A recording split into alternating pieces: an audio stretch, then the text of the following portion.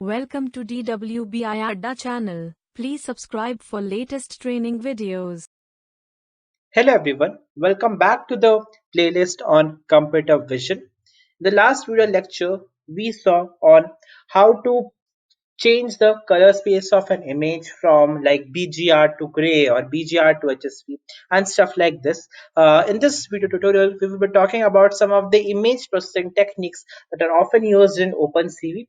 Changing the color space is actually one of them, but in this tutorial ahead, we will actually talk about blurring an image. Right. So you all know what blurring actually is. Right. Like suppose you have an image and you want to hide out some specific details. So what you do is you actually blur out a certain part from it and you actually hide the details. We all have used the basic photo editing softwares that are available to us in our smartphones, and we actually know about like what a blur is. But if I were to explain this blur to you in a practical language or in a practical manner, uh, so those who have actually studied electronics and communication engineering can actually explain this a bit better. But what I can tell you at this point of time is that uh, like blurring is actually achieved by using low pass kernels, right? What actually like there are certain noise, like when you're actually taking a picture, there are noises in the picture. Noises are some, maybe some unwanted elements or maybe some outliers that are actually present in the picture.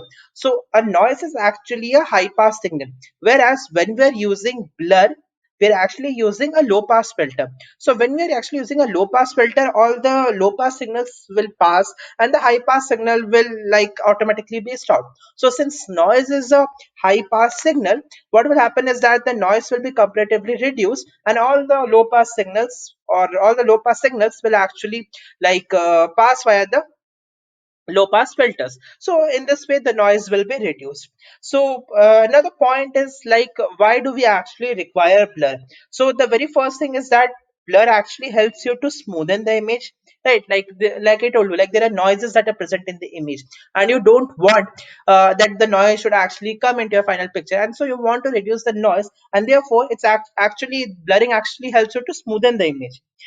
Then if there are any low intensity signals, sorry, there are low intensity edges, let's suppose I have been clicking a picture and there is a very light edge that is there, which you don't want in your picture to appear. So while you are blurring that, the low intensity edges will actually automatically get removed, thereby making a picture a good one or more sharper one as compared to the previous one.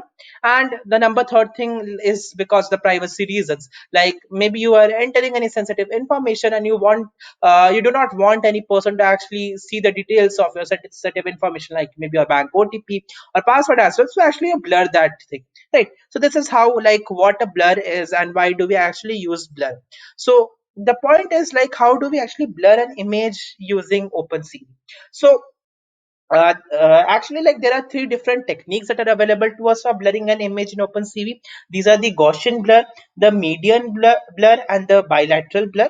I know it's a bit theoretical because like we are talking about the different kinds of blur, but I will give you a very brief, very small theoretical definition of what these kind of blur are. You can actually go ahead and research more upon them to understand the exact thing, like the exact mathematical formulation that is appearing behind the blur. But to start off with Gaussian blur, this is the most used blurring technique that is actually used in the field of data science and ML, where this actually reduces details and noise. It's actually based on a Gaussian matrix, if you know, like Gaussian weights and Gaussian matrix. So it's actually based upon that. You can research more about this by surfing the internet. It's very easily available. The next thing is the median blur, which is a non-linear blurring technique, and it actually like blurring the while blurring a photograph, it actually preserves the edges, so it makes sure that your edges does not get destroyed while blurring the photograph. Like this is why we use median blur. And bilateral blur is actually a combination of Gaussian blur and median blur, where it reduces both noise and details and also preserves those edges, like where there's actually a high intensity, but actually remove those edges as well where there's a low intensity. So it's a combination of Gaussian blur and median blur, that is a bilateral blur. So these are the three different kinds of blur that are available to us in OpenCV. So what I will do is now have a hands-on exercise to see how can we actually blur an image using OpenCV. I guess not to make this video too long, I will be showing you how to Gaussian blur an image because this is what we will be looking for at this lecture. And in the next lecture, we're looking on how to do a median blur and how to do a bilateral blur as well. So without wasting much of your time, let's get started. So I will go and fire up my Jupyter notebook. I will delete all of these lines and I will restart my kernel again. I will import CV2, that is OpenCV, and then what I will do is I will store my file in a variable known as img, which is cv2.imread file.jpg. I know you already know about the image, but uh, I will have the viewers have a look at what the image actually is. So it's cv2.im show window comma img and then cv2.wait key 0 and then cv2.destroy all windows. So something like this, I will call this, and you see like an image appearing over here. So this image is not blurred at this point of time, and maybe I want to blur it now. So CV2 has this function which is known as Gaussian blur.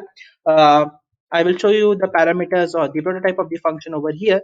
So it's Gaussian blur, and as you can see, it tells me like I have to give the source of the image, and I have to give the like the size of the image, like the k size and the sigma max.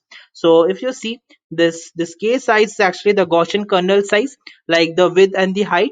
uh, and they must both be positive and odd. You have to keep this in mind. And this sigma max or sigma max is actually the deviation in the x direction and the y direction respectively, sigma x and sigma y actually. So this is like what the parameters are, because I need to have a source image, and I need to give the kernel size, and I need to give sigma x and sigma y. So what I will do is I will define all of these parameters over here and call the Gaussian blur function. So I will write img is equals to cv2 dot Gaussian blur, and now I will call in the image over here. What I will do is now I will like call in the if you remember the kernel size. So it told me the kernel size must both be odd and must be positive. So I'm using a kernel size of 7,7. You can use a kernel size of your choice as well. There's no issue in that. But please do remember odd and positive. And I will give sigma max or sigma x to be 0 over here because I don't want any deviation in the x direction. So I will run this line of code, and I will again copy this here and paste it over here. And as you can see now, the image has been blurred, right? This is not due to a video quality, but yes, I have blurred the image. So the image has been blurred and a lot of noise has been reduced. So like we can actually use this for like pre-processing. Like this is the pre-processed image we generally give to our machine learning or deep learning models. So this is how you actually use Gaussian blur. I hope you like this tutorial and you understood something like interesting from it. So let's meet in the next one. Thank you.